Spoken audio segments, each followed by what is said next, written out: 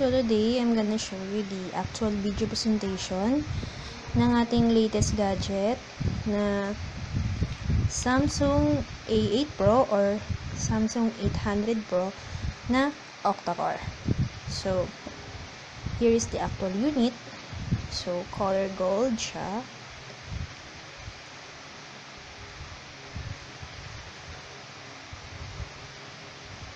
So, here is the back.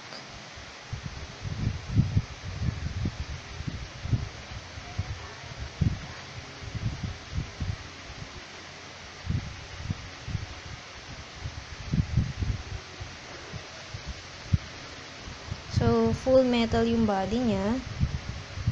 Actually. And, mabigat siya. Yes, mabigat po siya. And, removable battery po ito. Nabubuksan po ito. So, ito yung bukasan niya. Ayan. So, hindi ko lang ma-open kasi hawak ko yung cellphone for the video.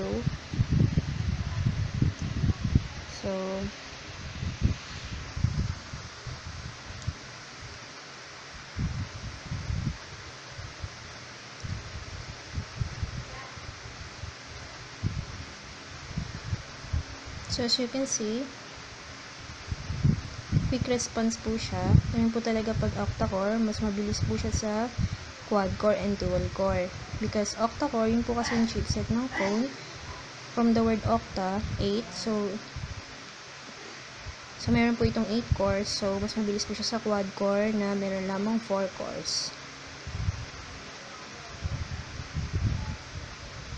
So, ito yung mga pre-installed apps sa unit na ito. Facebook, Instagram, Play Store, Twitter, YouTube, Viber.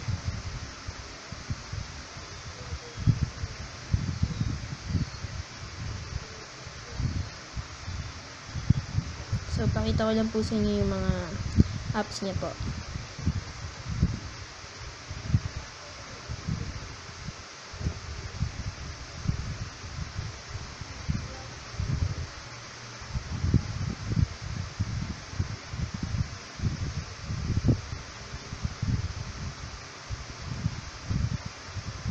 So, 4G na siya.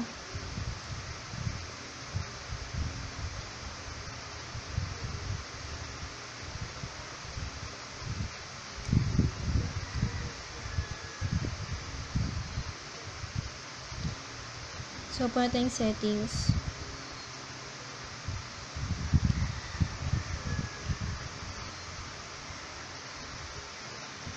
Ayan.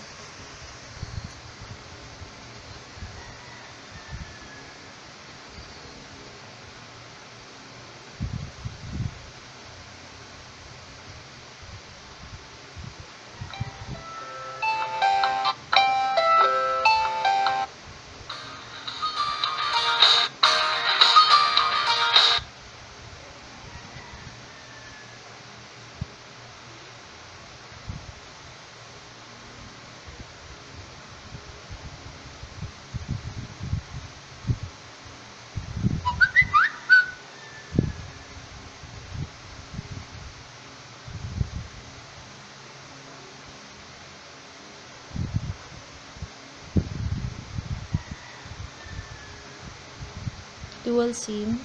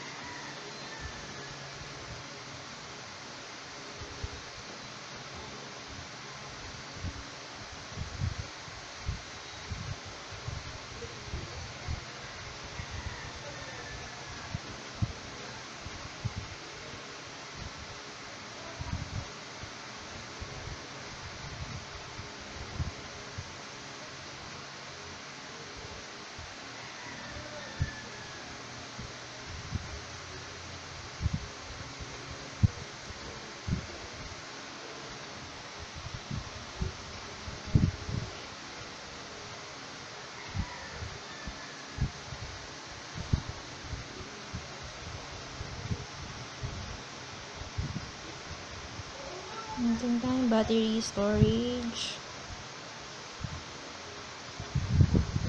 So, 8 gig na po yung internal niya. And then, pwede niya po siyang lagyan ng SD card. Expandable up to 32 gig. So, ito yung model ng ating phone. So, marshmallow version na po siya. Android 6.0.1.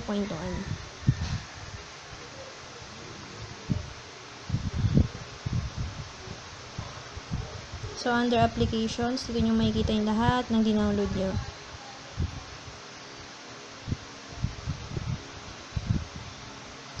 So, pag may SD card na kayo nilagay, kung mapapansin nyo, ito lang yung makikita nyo, force stop, uninstall, tsaka clear data.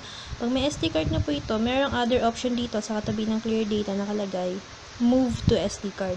So, anytime na gusto nyo mag-move ng app or game sa SD card, ay po pwede po, once na may SD card na siya.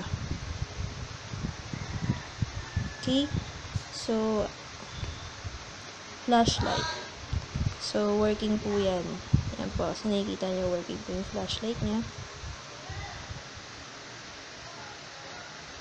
Okay.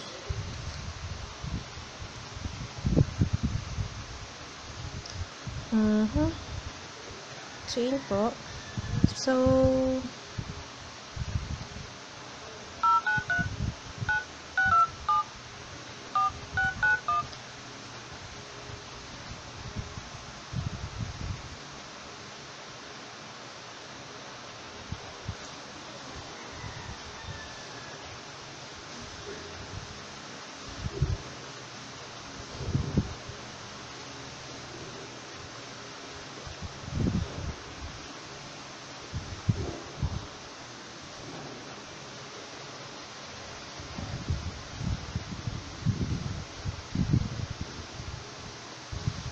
So, isa sa mga concern ng mga buyer is the camera quality. So, tingnan naman natin ngayon yung camera quality ng Samsung A8 Pro octa-core. So, as you can see, di-take po ako ng picture indoor. So, malinaw po talaga siya. 12 MP po ang quality nito sa back. So, I'm gonna take a sample picture. Wait.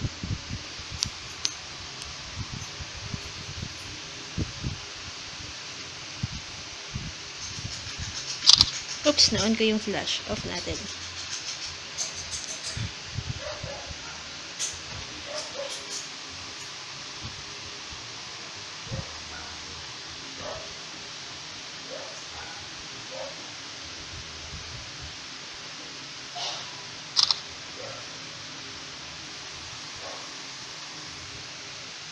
So, ito yung actual na kuha ko kanina.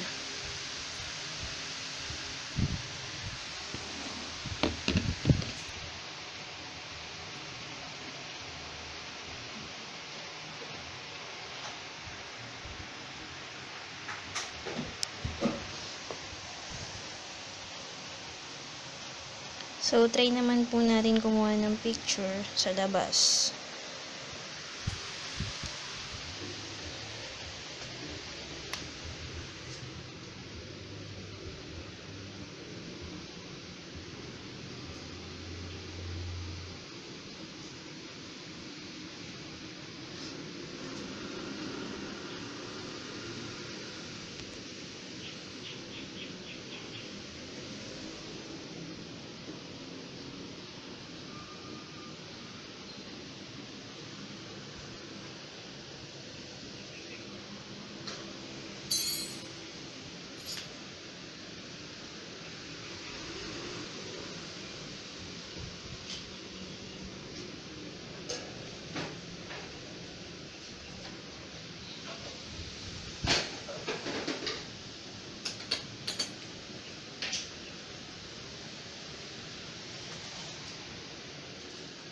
So, with regards sa front camera,